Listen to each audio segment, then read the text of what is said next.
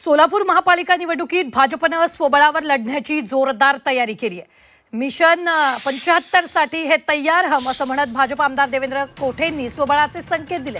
तसंच निवडणूक लढवण्याबाबत 2 मतप्रवाह असल्याचं वरिष्ठांना कळवलंय। याबाबत चर्चा करणार असल्याचंही त्यांनी यावेळी बोलताना म्हटलंय। मिशन 75 साठी है तयार हम एवढं मी आपल्याला आज अभिमानाने सांगतो। लोकशाहीत अशी या पद्धतीची भूमिका घेण्याची अधिकार प्रत्येक पक्षाला आहे।